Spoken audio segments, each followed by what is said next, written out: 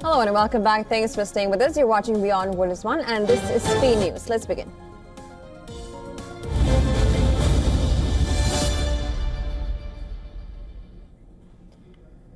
U.S. President Donald Trump hailed what he called a tremendous day for West Asia after a declaration was signed in Egypt to solidify a ceasefire in Gaza. The agreement marks a key phase in a U.S. brokered plan to end the conflict. Now, as part of the deal, Hamas released 20 Israeli hostages alive, while Israel freed nearly 2,000 Palestinian prisoners and detainees. Now, Trump said the ceasefire opens a door to rebuilding Gaza and restoring stability in the region.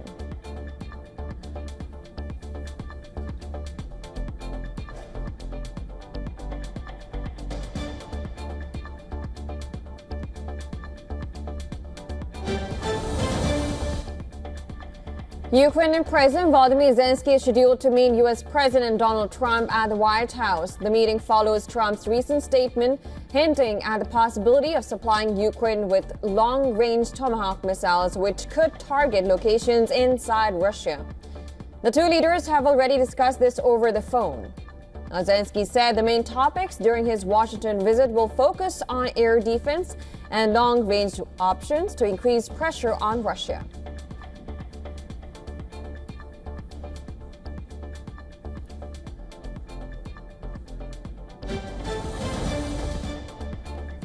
Russia has strongly opposed the idea of the U.S. supplying Tomahawk cruise missiles to Ukraine, warning of severe consequences and potential escalation. Dmitry Medvedev, former Russian president and current deputy chair of the National Security Council, cautioned that delivering these missiles could lead to disaster for all parties involved.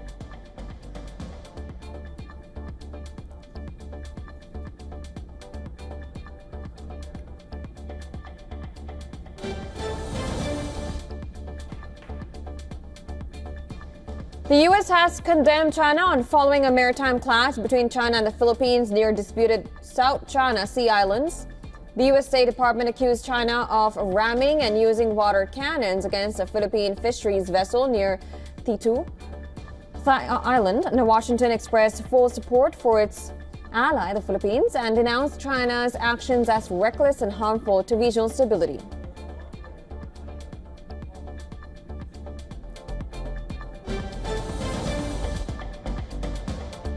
U.S. President Donald Trump is still expected to meet Chinese leader Xi Jinping in South Korea in late October. This has been confirmed by U.S. Treasury Secretary Scott Bessent. The planned meeting comes amid efforts to ease rising tensions over tariffs and export controls.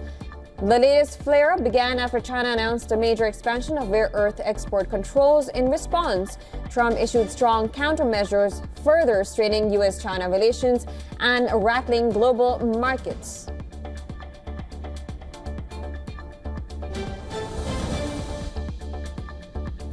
And thousands took to the streets in Afghanistan's Khost province, protesting against Pakistan after deadly border clashes over the weekend. Tensions flared Saturday night when Afghan forces targeted Pakistani military posts, claiming retaliation for repeated violations of Afghan territory.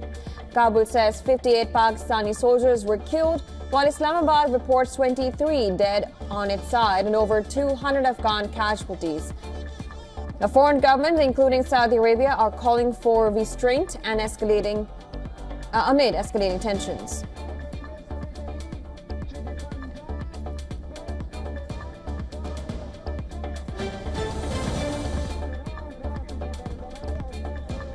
Following intense cross-border clashes with Pakistan left dozens dead on both sides, large crowds gathered in Kabul to show support for the Taliban security forces.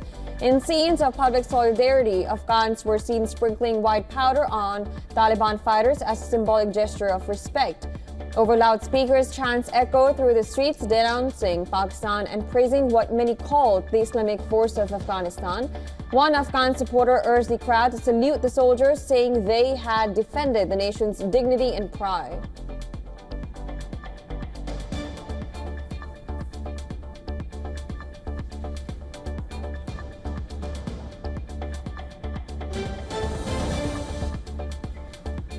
Madagascar President André Rajoelina says he is seeking shelter following alleged assassination attempts. Amid growing calls for his resignation, he urges the maintenance of constitutional order. Over the weekend, Radio France International reported that Rajoelina was flown out of the country on a French military aircraft. French President Emmanuel Macron has expressed deep concern over unrest in Madagascar, but declined to confirm rumors of the President Rajoelina's evacuation.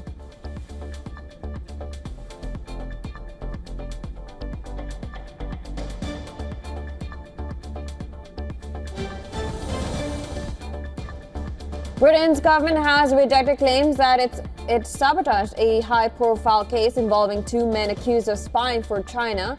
Under increasing scrutiny over its relationship with Beijing, Security Minister Dan Jarvis dismissed the suggestions that the government had concealed evidence, withdrawn witnesses, or restricted access to key information, calling them completely false.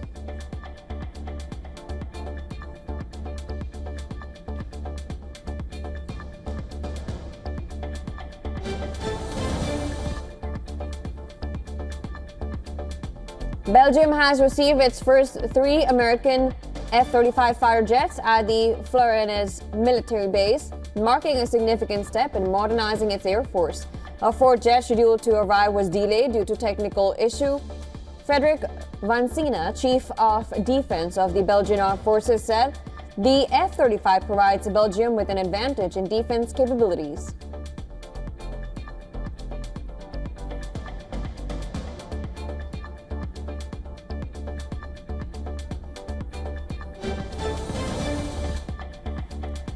Cuban dissident Jose Daniel Ferrer has arrived in Miami to begin his exile, greeting supporters at the Cuban American National Foundation.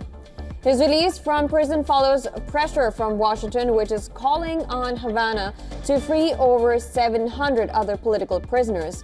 Ferrer gained international acclaim as part of a group of 75 opposition figures imprisoned and put on trial in 2003. Negotiations with the Catholic Church, Spain, and then Cuba's president, Raul Castro, led to their freedom between 2010 and 2011, on the condition that they leave the island.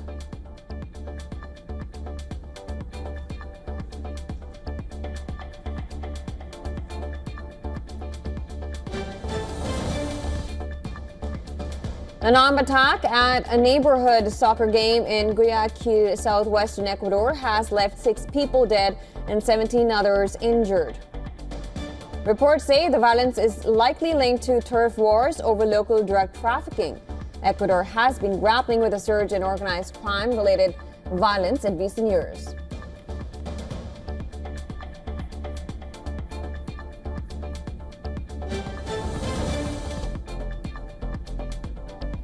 A plane has crashed into a parking lot in Fort Worth, Texas, killing 2 people. The crash caused damage to nearby trailers and led to road closures in the area. Firefighters responded quickly, arriving within minutes to manage the scene.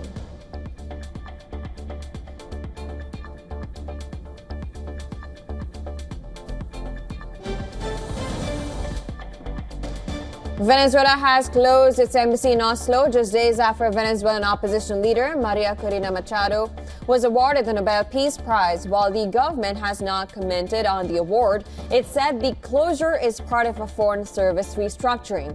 Embassies in Norway and Australia were shut, while the new diplomatic posts opened in Zimbabwe and Burkina Faso.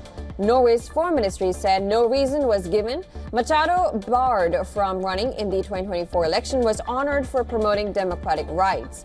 President Maduro later referred to her as the demonic witch, though he did not mention the Nobel directly.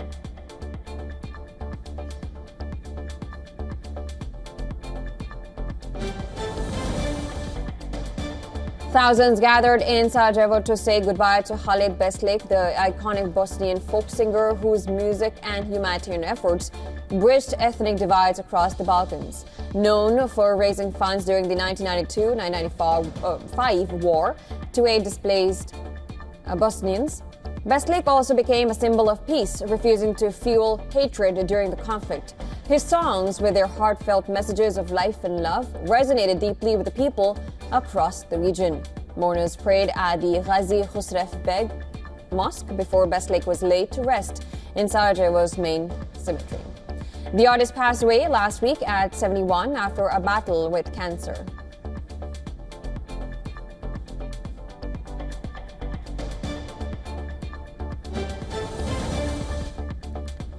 NASA's Jet Propulsion Laboratory has announced that it will cut nearly 550 jobs due to restructuring effort, and this is not related to the ongoing U.S. government shutdown. Now, JPL, NASA's only federally funded research and development center, is responsible for designing, building, and operating all 5 successful Mars rovers sent to date.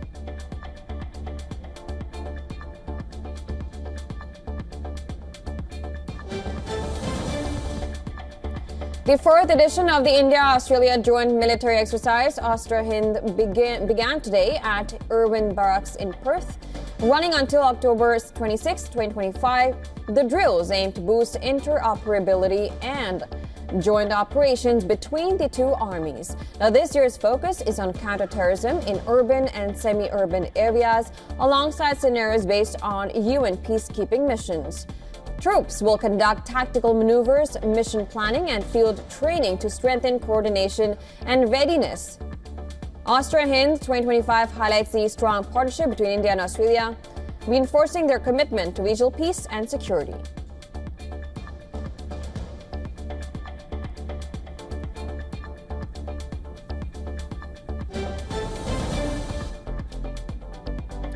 India has condemned Pakistan at the UN General Assembly for cross-border terrorism and abuses against children, citing attacks on schools and civilians in both Afghanistan and India. Indian lawmaker Nishikant Dubey, part of the parliamentary delegation to the UN, defended India's Operation Sindoor as legitimate response to terrorism. He criticized Pakistan for violating the UN agenda on children and armed conflict and urged Islamabad to protect children within and beyond its borders.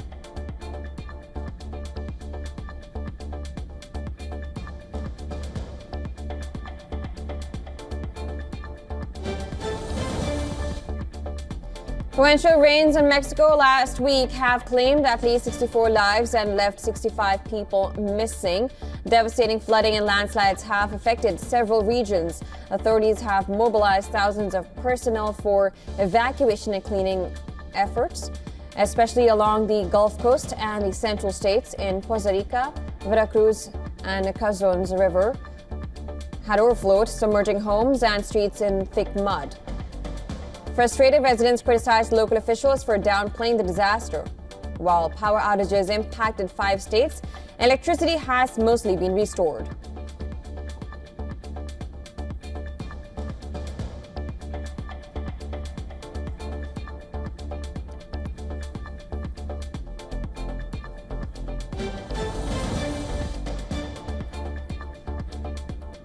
In North Carolina's Outer Banks, ocean overwash spread across Highway 12 near Buxton, causing closures on Ocracoke and Hatteras Islands. The Dare County Sheriff's Office reported the situation on Sunday, while the Department of Transportation said crews were working to clear the highway. Now, the waves were particularly strong in Buxton, where several beachfront homes have already collapsed into the water.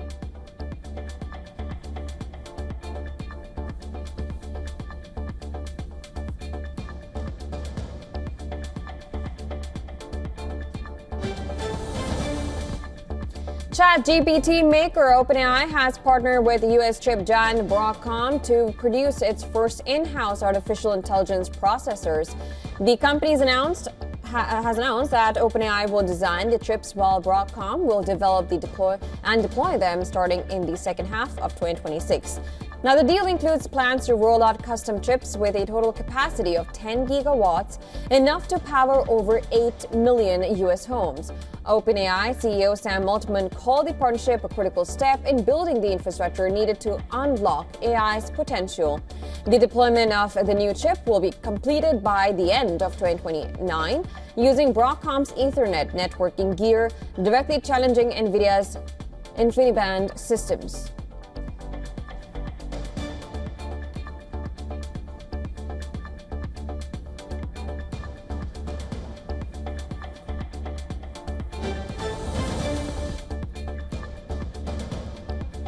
According to a report by Semaphore global news platform, insiders at dating app Grindr are in talks to take the company private after a sharp share slump.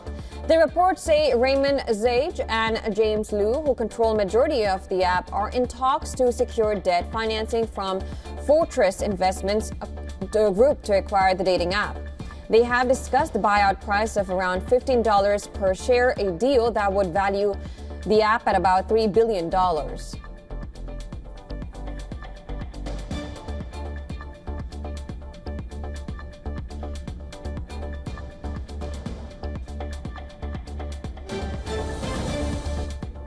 According to Britain's National Cybersecurity Centre, the country has seen a 50% surge in cyber incidents classified as highly significant compared to last year.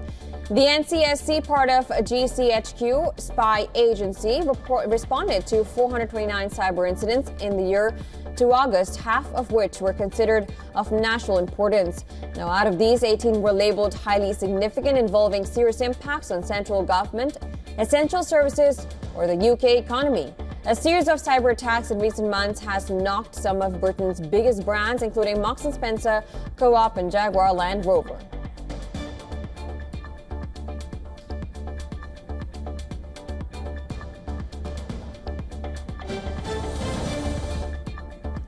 New U.S. tariffs on wood products officially take effect, a move aimed at boosting domestic manufacturing and addressing trade imbalances.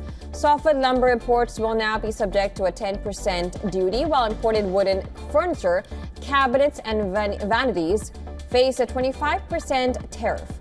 Now, the Trump administration says the measures target unfair competition and encourage local production, but industry groups warn of higher consumer prices and possible supply shortages ahead. The move is expected to impact key trading partners, including China and Canada, both major exporters of wood products to the U.S.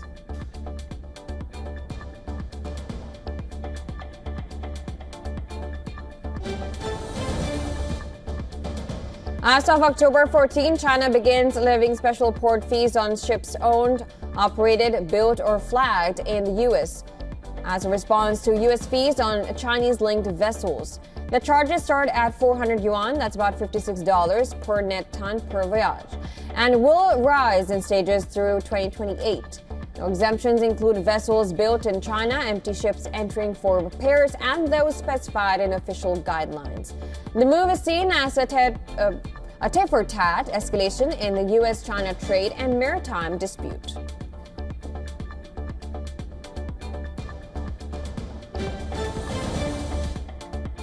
Tata Motors is set to spin off its commercial vehicle business, trucks, buses, and related operations into standalone entity that will begin trading in market soon. Now, the move comes as part of a larger demerger plan to separate passenger vehicles, EVs, and a Jaguar Land Rover businesses from capital-intensive commercial vehicle segment. The company says the structural shift will deliver greater strategic focus, clear finances for each business, and better value for shareholders.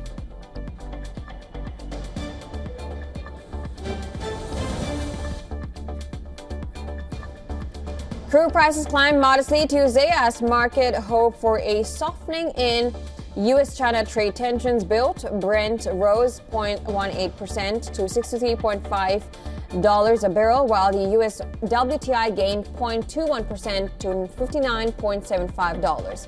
Investors were boosted to confirmations that U.S. President Donald Trump plans to meet Xi Jinping in South Korea to address tariff and export disputes. Still, risks linger. China has recently imposed export limits and maritime fees on U.S.-linked ships, add to friction to trade blows.